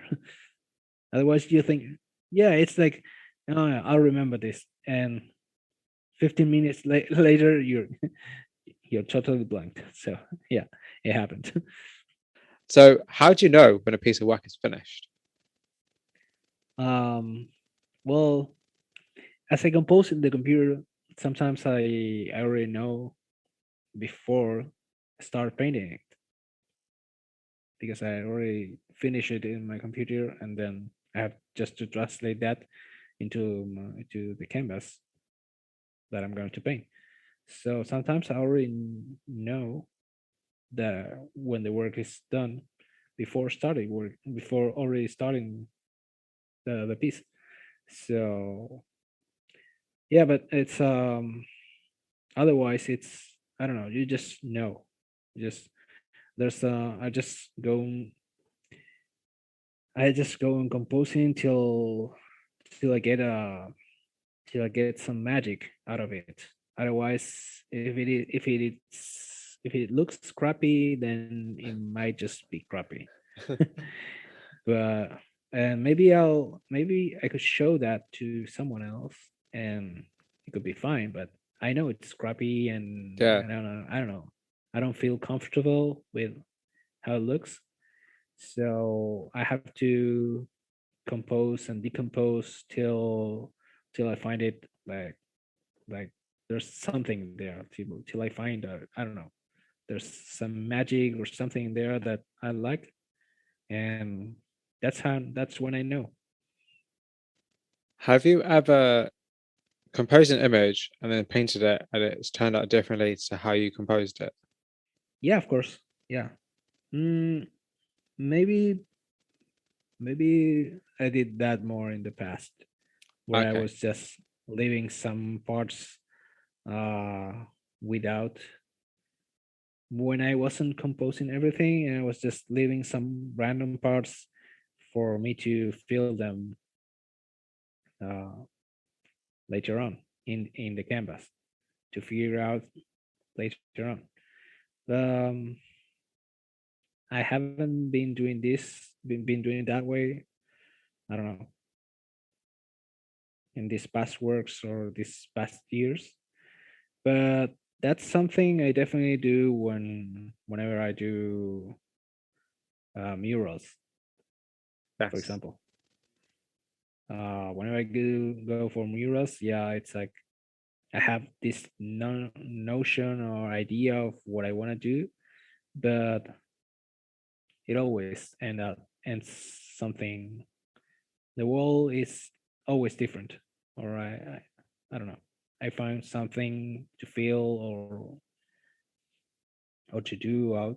out there next that wasn't original plan. And how did you get into creating murals? 'Cause I think that's a very interesting method of working as opposed to on a canvas, actually. It's a whole different world. It's a whole different scenario, and I don't know. I don't feel like I'm a muralist, or at least I'm not as connected Yeah, into the street or mural world as I am into the gallery world. yeah. And though they might seem like they're just one, they're totally different. Oh yeah, of course. And yeah, being in front of a wall, it's totally different than just painting from your house. Uh, the dimensions, everything just it just it's different. But I love it. I love it. I love painting. I love painting in the outside, in the outdoor. There's there's also some magic in there, and uh, I it's weird because sometimes you get a huge wall that you can paint in like a day, 2 days, 3 days, or whatever, and then you get a tiny canvas that you get like 2 weeks to paint. So Do it's like I don't know, it's super weird, but I love it. you want to paint more murals in the future? Yeah, definitely, definitely, Yeah, I think that'd be really definitely. cool for you But to see. yeah, definitely. But it's like a whole different world, like I was saying, and I don't know. It's just uh, a part of my career that I need to build up a little bit more. I think. Yeah, but that's pretty exciting though, 'cause the opportunities you can then like have and other kind of collaborations you could then do with people. Like that's very interesting. Yeah, no. So it's for example, for me to paint a canvas or a panel or whatever, you just go to the art supply store and just get them. And to get a wall, it's like a whole different thing. It's like Yeah. you need permissions, you need the from anyone, from the owner of the wall, from the from the city. It's a whole different thing. It's not like you just go and randomly pick a huge wall to paint, right? Well, it depends on who you are, I guess. maybe, maybe it is not me. No, but I think that's, and not just that, I think going around the right way to do things means that in the future you have more knowledge of how to do that again. So if you wanted to paint a wall and you did it, say, quote unquote, well, not quote unquote, you did it illegally, and yeah, it might be a great image, but it's like the next time you want to do that, it's not going to be the same. You can't just paint another wall. If you have the right kind of routines and notions, and you know how to do things, it's going to be easier for you. So whenever you need a permission to get out, to have a wall, you know the protocol to go through. You know how to access that. Oh yeah, yeah, definitely, definitely.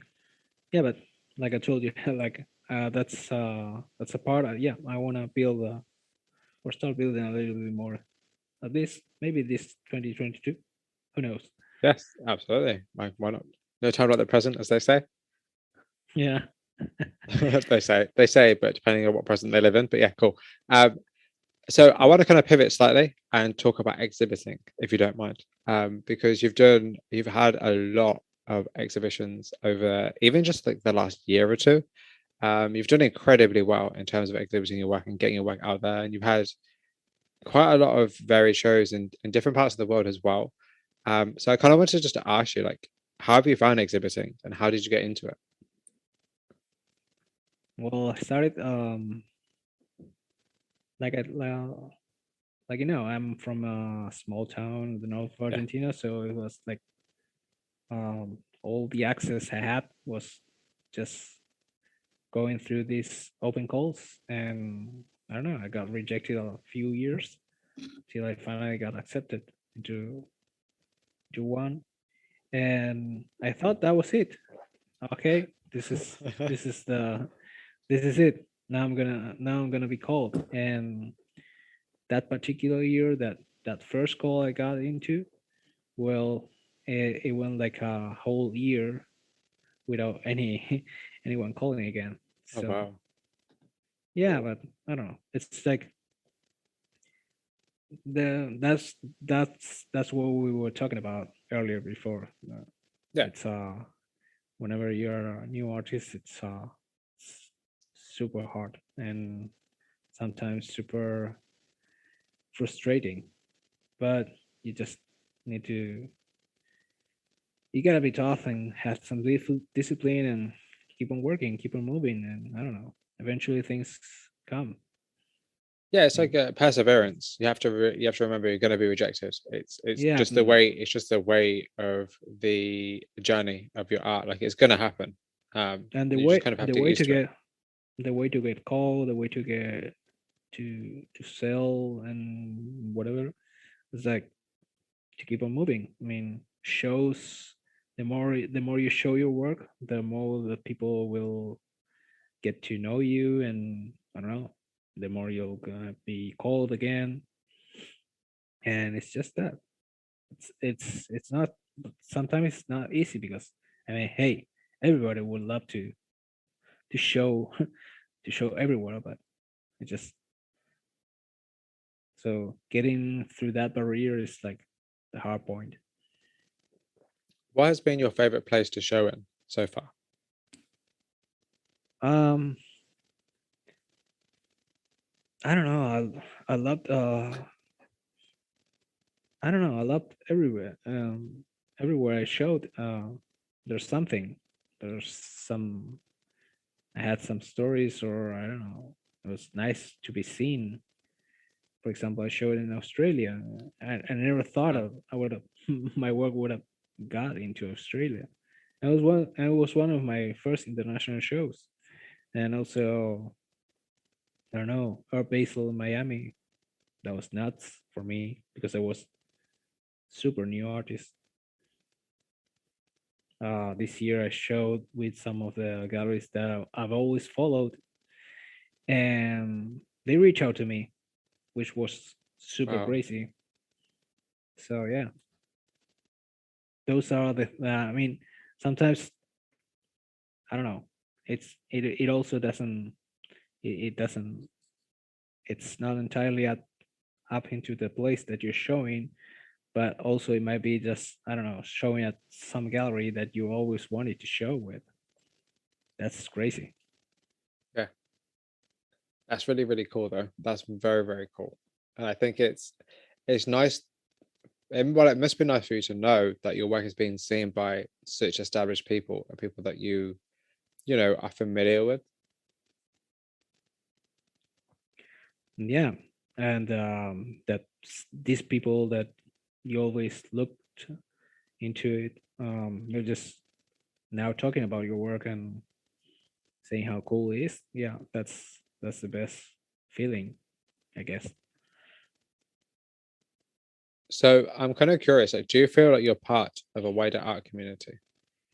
Um, yeah, I think there's a I don't know if a large community or community, but I think there's at least I have a small group of artists, and I think we are all part of a tiny new community of new works coming in. But I don't know. I get to know new artists and new people every day, and that's one of the things I love about this. Just and the communication and the globalization is I have a lot of new artists friends whom most of them I never met in person, but Yeah. they're just there. They're my friends, and that's a new way to go, and it's great. So what is your opinion on social media and how important is it to for your work? Um, well, it's a love hate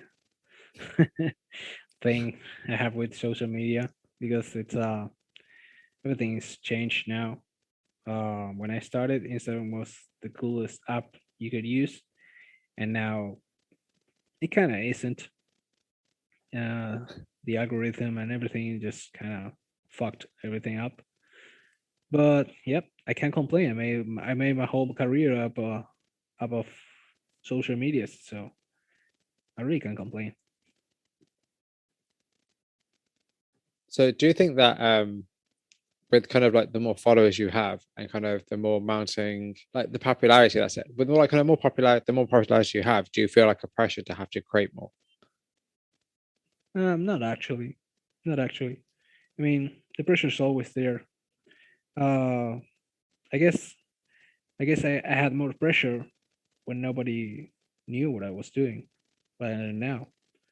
Oh Uh, wow. but yeah, it's you gotta be working the whole day. That's you gotta just take it as a regular job. So it Yeah. is what it is. Yeah, but I don't know if this was your question. If I feel the pressure of having to post something new Yeah. like every 2 weeks. Now, I mean, sometimes you have, sometimes you don't. That's it. And Instagram, for example, reminds you, like, hey, you haven't been posting anything like in the last month. And I was like, yeah, that's okay. I'm not See, dead. see, I envy that so much because the way I run things is that I post 6 to 7 times a week. So I post almost every day. So I really envy the idea of just like not even posting anything and actually not even caring about it either. Um, that would be so good to do. And actually, how often do you take like a step away from social media and or like take social media breaks? Is that something you do? Something that's something I tend to do, but not that much. I usually spend a few hours a day on social media, so it's I guess it's common. At least, I mean, just to see what my friends are doing. I take at least an hour to just kind of check out what everyone's what everyone's doing. I guess I feel it's like it's almost like part of the job to do that. Well, yeah, I guess that's networking, isn't it? It's communication. Like it's not all just one-sided. And actually, that kind of leads into the question I wanted to ask you, which is like, how do you kind of keep up with everybody, and how do you kind of balance being able to create work yourself and kind of spend the time creating, but also keeping up with people and making sure you're responding to everybody, you know, and giving people kind of like the same amount of time. Yeah, I think there's time for everything, and at least how it works in in this tiny community that I was talking about. Yeah, sometimes I get some messages from some friends, and if I don't respond them at the time, that's okay. They know I'm doing something else, Yeah, and I'll get back to them whenever I can. And for me, it's the same. If I text you, for example, and you don't respond me, yeah, well, that's okay. I know you're just doing something else, or sometimes we're just in different time time zones, yes, that's true. which is yeah.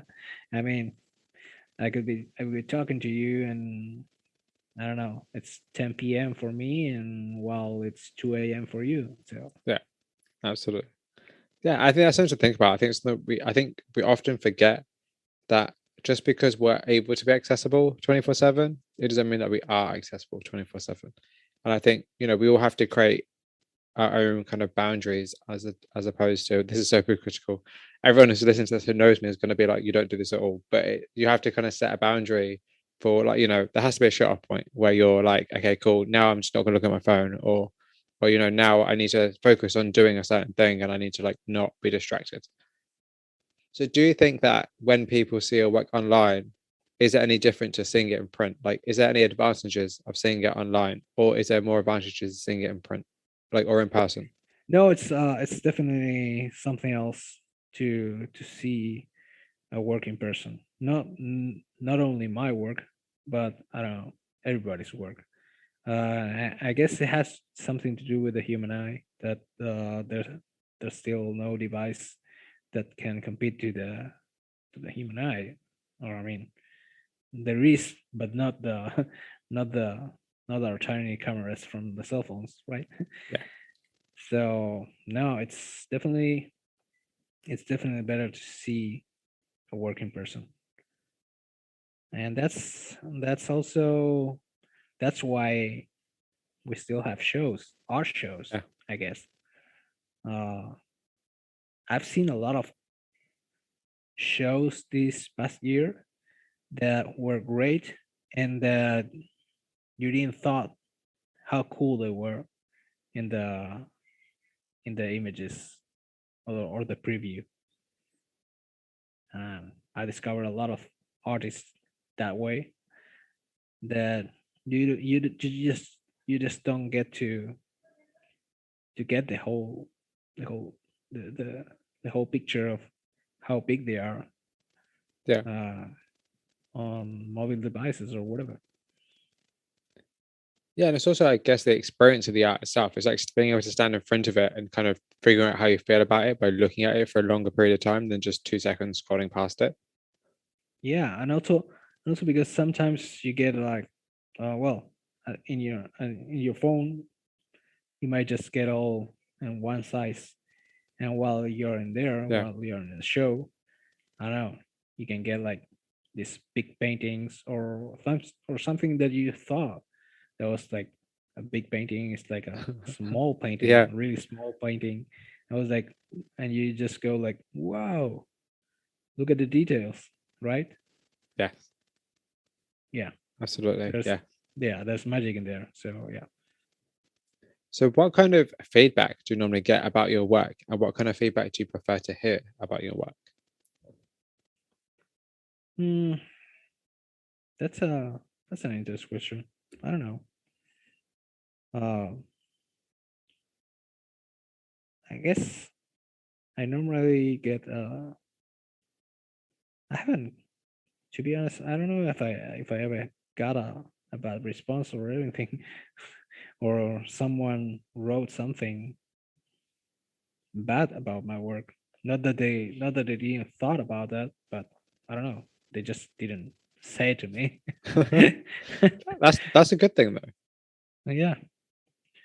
I guess what I'm getting at with the question really is the whole idea that social media sometimes isn't so social, but when it is, it can be really great. But the thing is that, like, what kind of, or is there any kind of certain type of feedback you prefer to hear? Not because it inflates your ego, but just because it's helpful to you in your practice. Because people sending you heart eye emojis isn't necessarily going to help you develop your work. In the same way, like maybe someone who has a constructive criticism might.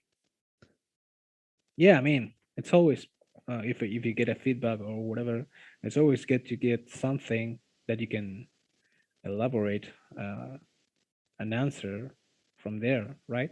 Yeah, Or yeah, rather than just I don't know, emojis and stuff. Where I was just like, I, I I can't say anything else. The only thing I can do is like put some more emojis or I don't know. Thank you so much. Really yeah, appreciate that. But yeah, it's great when you get something or a person saying what that image triggered into them. For yeah, example, sometimes they're just, I don't know, this remind me of my aunt who lives in Ireland. I don't know. So why? And that would be like I don't know. You get yeah, those yeah, tricky yeah, things sometimes from time to time. I love to hear those reactions, weird yeah, reactions.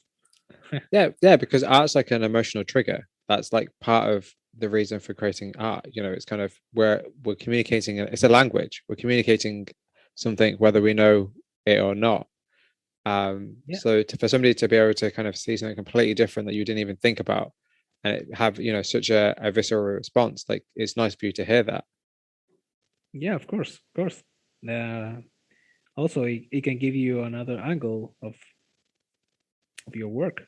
Yeah, right? Absolutely. Yeah. So I have a question for you, and it's actually from, and you already know him because you did an interview with Artsier, Andrew Norris. It's a question he asked. I want to say Blake Foster. I'm pretty sure it was the artist Blake Foster. And the question is, how has art changed you over time? Um, that would have to be a question for my my 20 years old Juanma. But I don't know. Yeah, I, I, I don't know if it changed me entirely, or if the art changed me entirely, or if I just been growing with it for such a long time now. But yeah, it built me in a way that I don't know. I couldn't imagine myself being like this if I wasn't an artist. Actually, good question to ask you actually is if you weren't an artist, what else do you think you would have been doing? Uh, I would be well. I used to work a lot with my father back in the days, and he works with cattle. So I don't know if I Ah, would be doing that or not. Actually, I hate that. I really hated that, especially because I don't like the environment. But yeah, I don't know. I don't know if I would have been that. I would have been a lawyer. Who knows? so I, luckily you who don't have to find knows? out. Yeah, I don't know. I don't know. That's what I'm going to ask I, other people. That's just a good question actually. Um, so I'm like, oh, that's a good question. So what does it mean to be a successful artist, and how do you measure the success of your own work? I'm not a successful artist. But what does it mean to be a successful artist? What does success mean to you? Hmm, And I tricky disagree. question. I disagree. I think you don't have to Tricky be question. rich and famous to be successful. I think you can be successful because you're creating art, whether nobody Exactly. sees it or not. Exactly. Yeah. That's.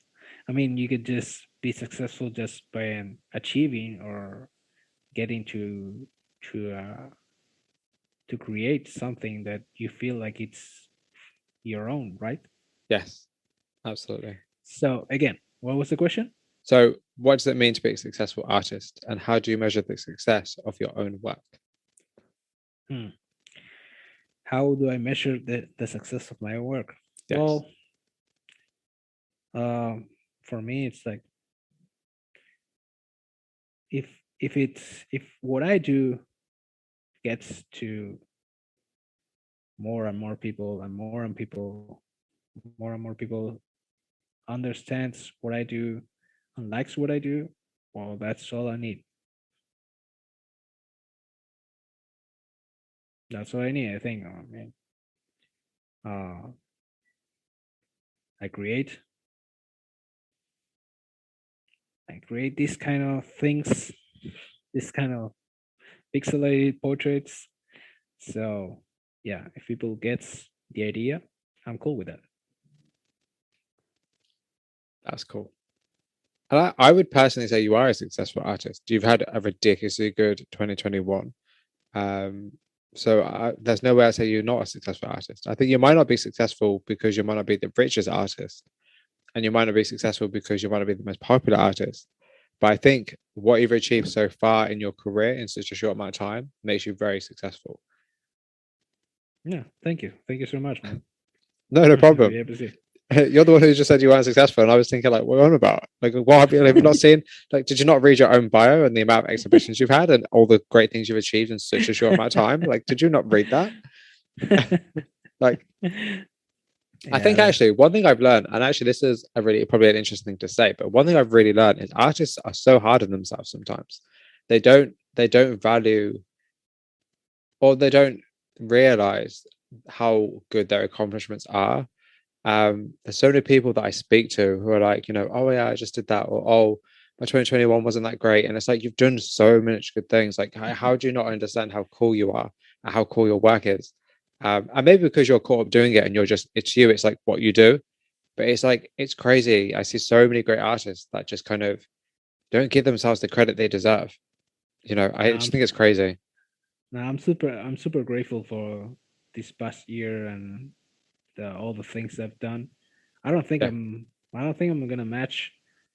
I don't think I'm gonna be able to match 2021 with 2022. To be honest, but I don't know. We'll see. We'll let's have see. let's have this conversation at the end of 2022 and we shall see. This is January 2nd, people. Absolutely. Say we can always do this January 2nd, 2023. I think about then, 2023. Hey, Yeah. and actually that's something that was on my mind that I was thinking about doing is like yearly updates. But then the problem is that it wouldn't be yearly because completely forgot about it and I would have done loads by now. But if that's what you want to do, I would love to do like catch ups, like maybe like every year or like, kind of regular catch ups if you'd want. Um, Yeah. because I love the Yeah. idea of keeping up with people. Because the one thing I've really tried to do, and with you, it's so easy because me and you have already spoken a lot already. But I try to keep in touch with everybody I speak to, and kind of keep up to date with people. But as you probably are well aware, it's also very hard to do that because it's like a lot of time. Um, but it's something that I'm trying to be really kind of diligent with and kind of make sure that I'm, not just being like, yo, cool, we're going to do an interview, cool, that's perfect, I'll never speak to you again. I want to, keep the conversation and keep the community and kind of keep the friendship going. I think it's really, really great because I love seeing what people do, you know. Yeah. Sometimes this flow of messages and communication and conversations, it just sometimes it stops. But that's just normal. I mean, I can't keep on talking to the same person like my Yeah, whole life, but that doesn't mean that I'm not into your life, if you know yeah, what I mean. yeah, it's Yeah. true. Yeah, no, of And course, that's true. Not just that, like it's all, as you said earlier, it's all like, kind of where you're at, time differences, how busy you are, what you've got to do, all that plays a huge part in kind of like who you make the time for, because you don't have a limited time to talk to everybody all the time. So you kind of have to make a conscious choice of who you're spending time with and on, unfortunately. yeah, and also sometimes it's just that thing also that I don't want to be with my phone the whole day, right? Or Yes, I tend absolutely. I try not to. So yeah, sometimes I just put my phone apart aside, and I don't know. I've been doing that this past few weeks, and or at least I've tried to. But it's always like I get a message from a friend, and I don't know.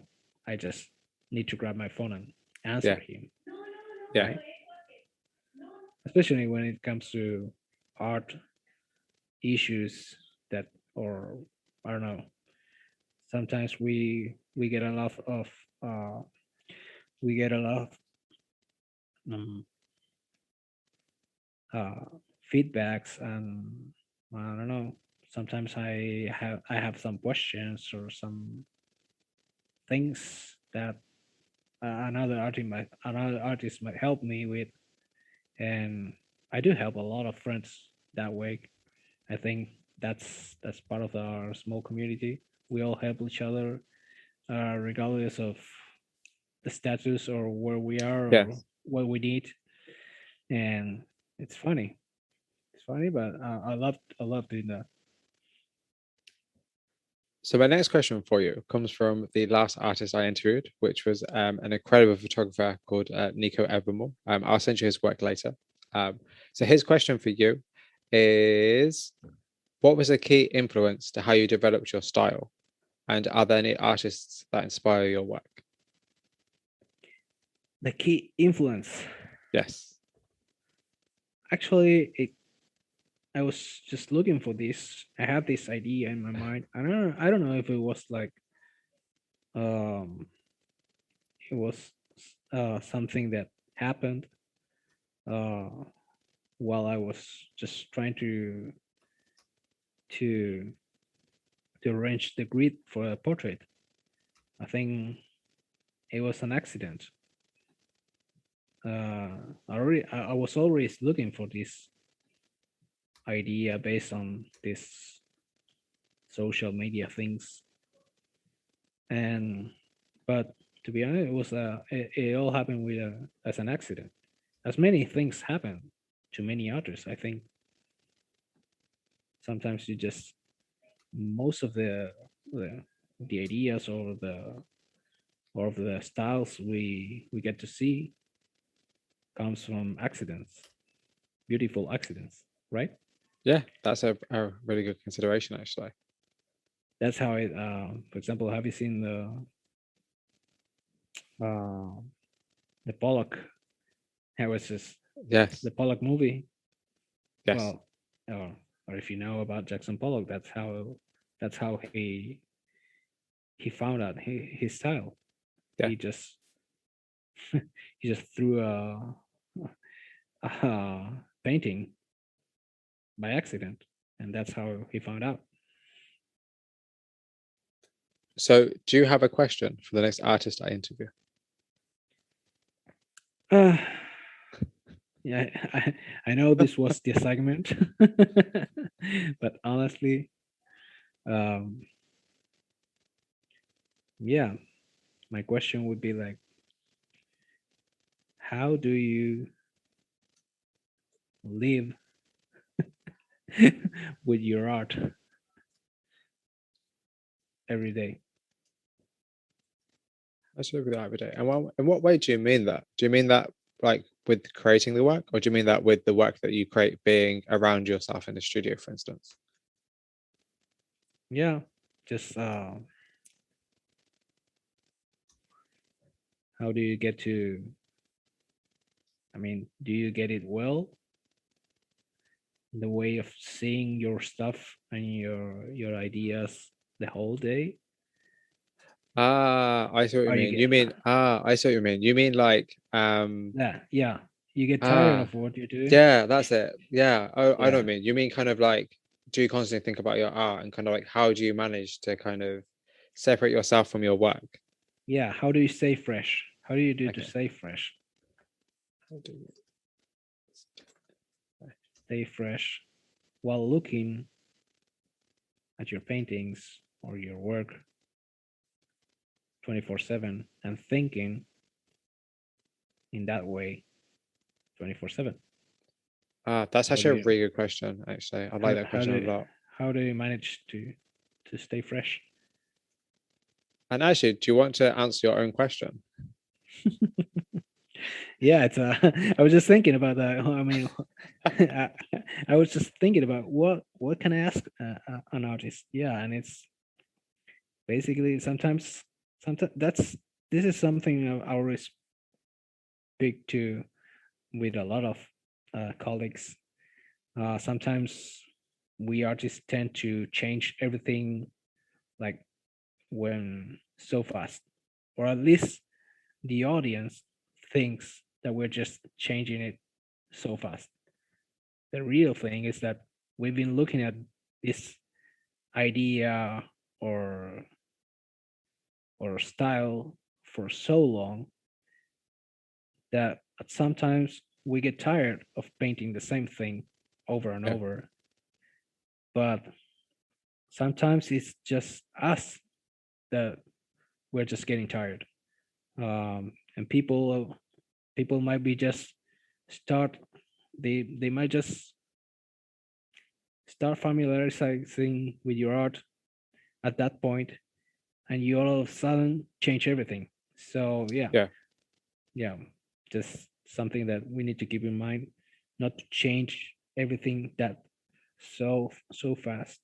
Yeah, but it's weird sometimes to get into fresh ideas uh while maintaining a same style or same line of characters or whatever. It's something that sometimes it is a work. You just gotta work to be fresh, right?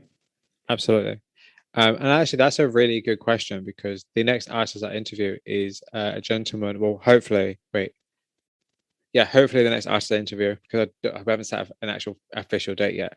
So hopefully the next artist I interview is a gentleman called Mac Jukes. And I met him in London last year, and he creates these really, really, really lovely monoprints.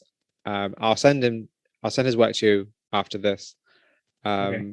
And his work is in many ways very repetitive. Like the imagery is quite repetitive. So this is actually probably a really good question for him, because yeah, so it's actually a really good question for him, and also because he's just started to experiment with creating his work into kind of installations. So this is actually probably a very good question for him, because I think this is probably something he's been thinking about over the last year, because his work has kind of developed slowly over the last year into something different, but also what's being exactly the same. So yeah, this is like a really good question for him actually, which is quite fun, and actually just for anybody. So yeah, I'll send you his work after this, because you'll see what I'm talking about. But yeah, that's really good. I like the question. I think it's a great question. I think artists had the best questions for the artists. I don't know why I even bother. Um, I don't know. so Maybe we're just in touch with everyone's yeah, issues, right? absolutely. Yeah, So we had some issues. hey, everybody has issues. I mean, it's the way of the world. Um, Yeah. so, in your opinion, what makes a good piece of art? In my opinion, a good piece of art. Uh, that's that depends on so many levels, but like a good piece of art, like a masterpiece, is something that I don't know. You know, it's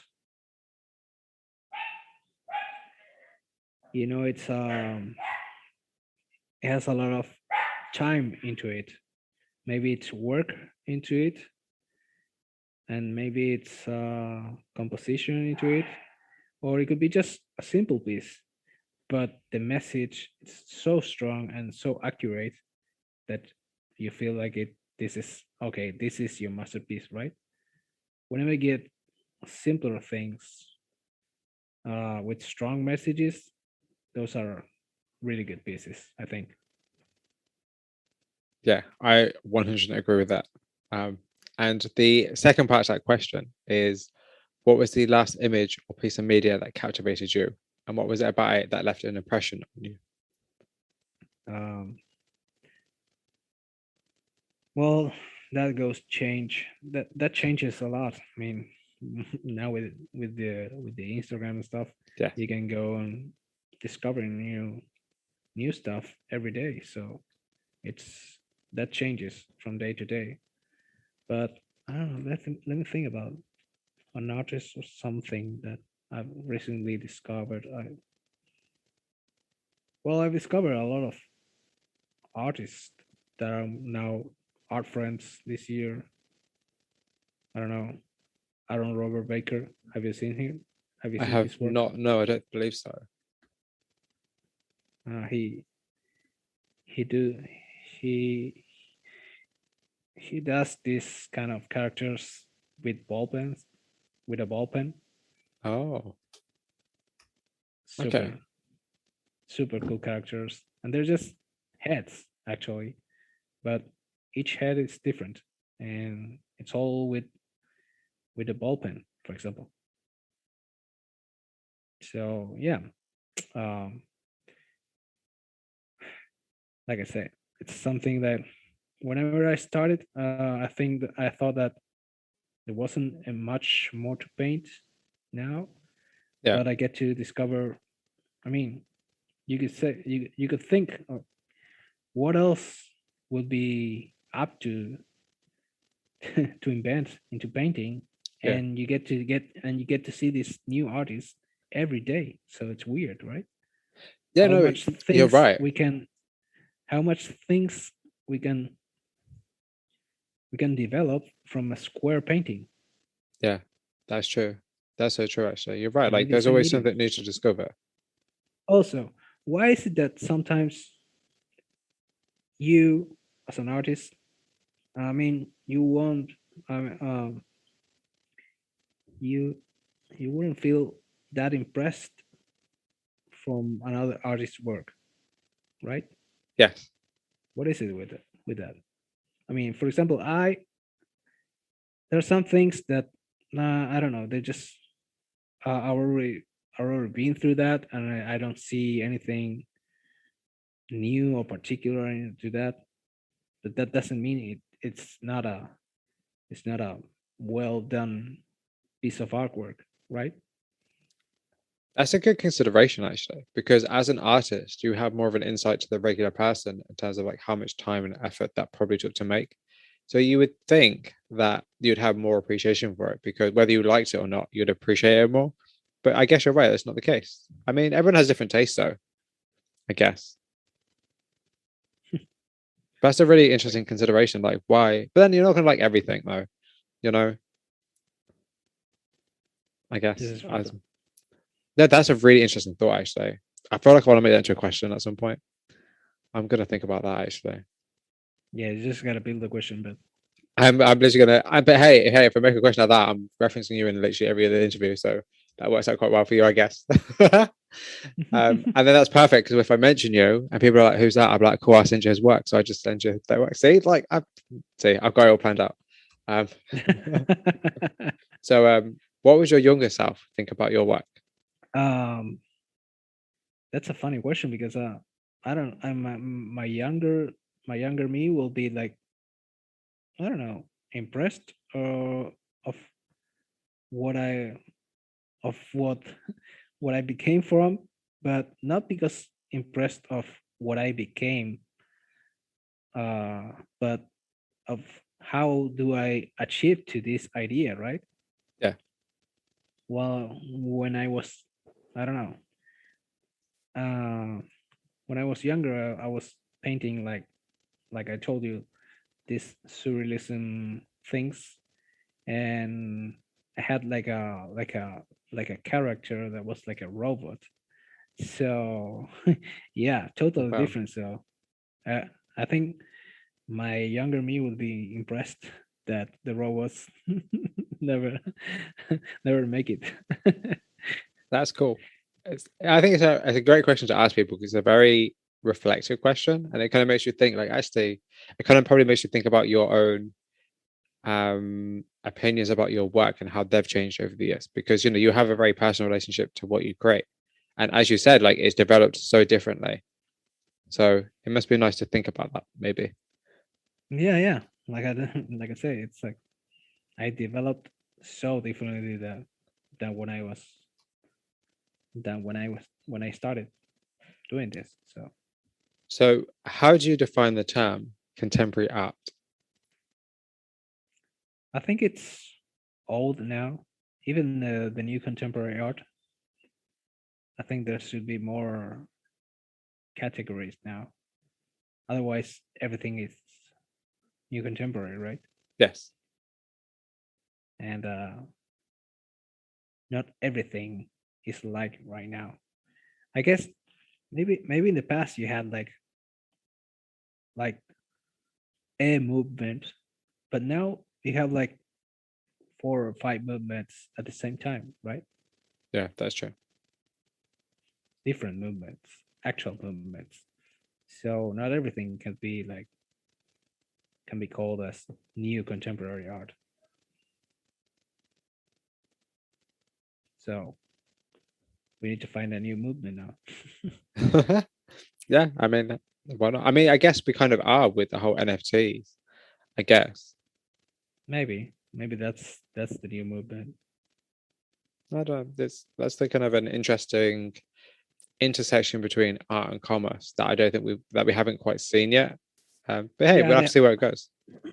yeah. There's a lot of people arguing it about FTs and stuff, but like I said before, it's if it helps you to earn money, well, and it's something new, well, we just need to find a way to get um, this new NFT world accepted. Yeah, I don't know.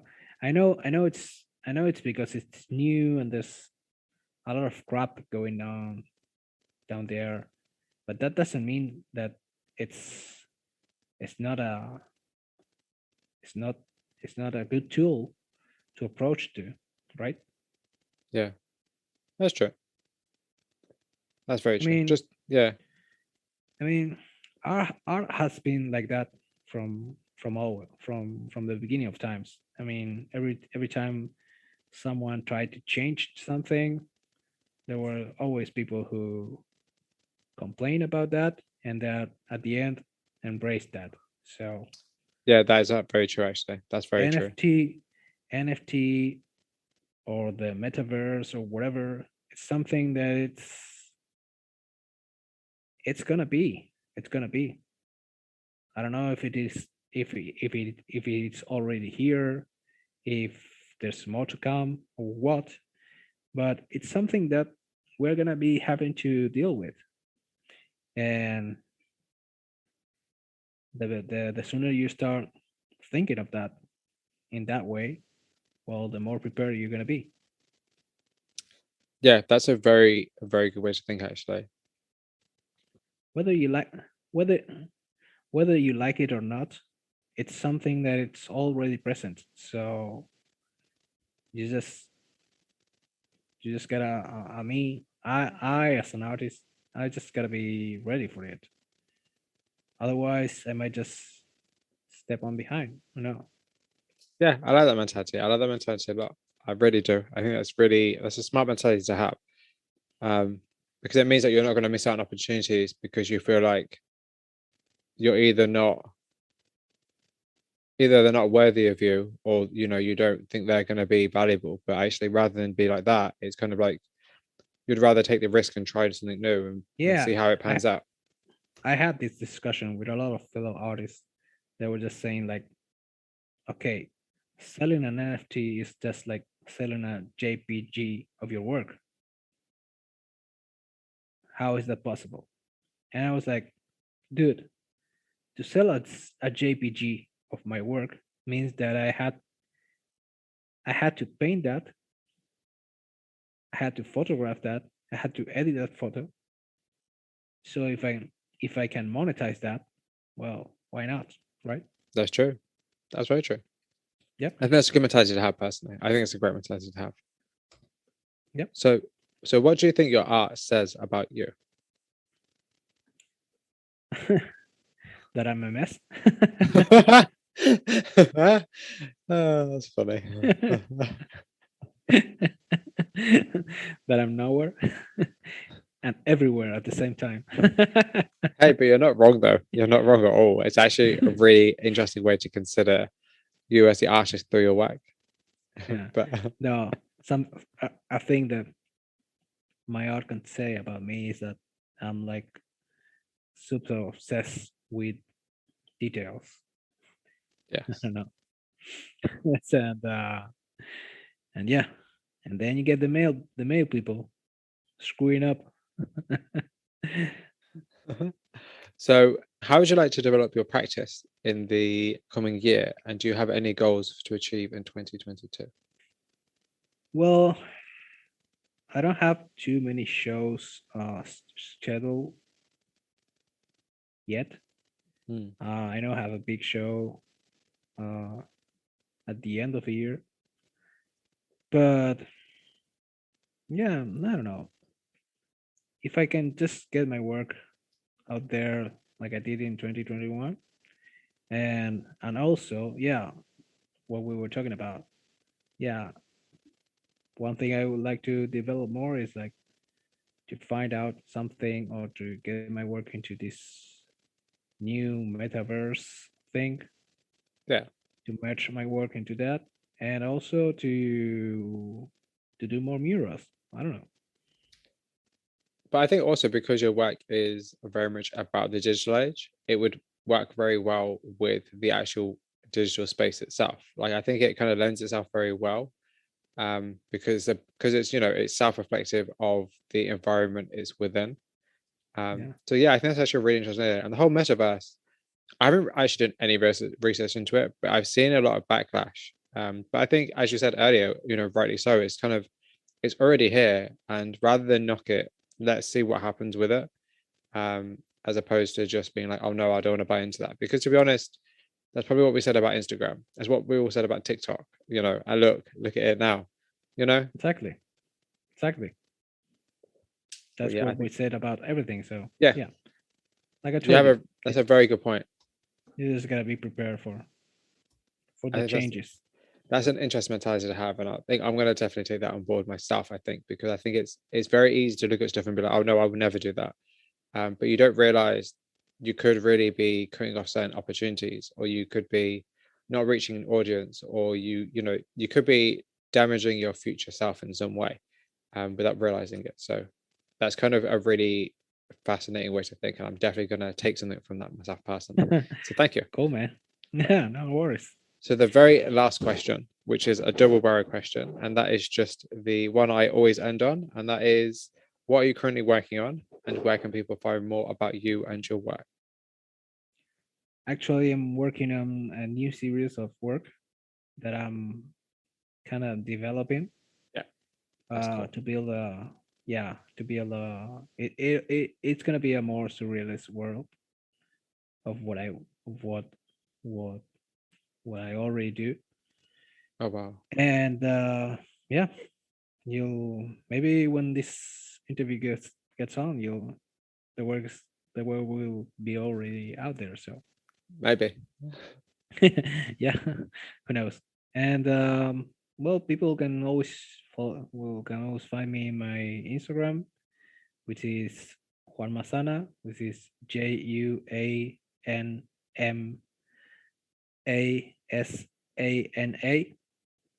and Instagram, and on Twitter it's the same, but it's Juan Masana Art, and on my website, which is jmsanabria.com. You know what, Juan? Thank you so much. Now, thank you, Aaron, for Like, this lovely interview.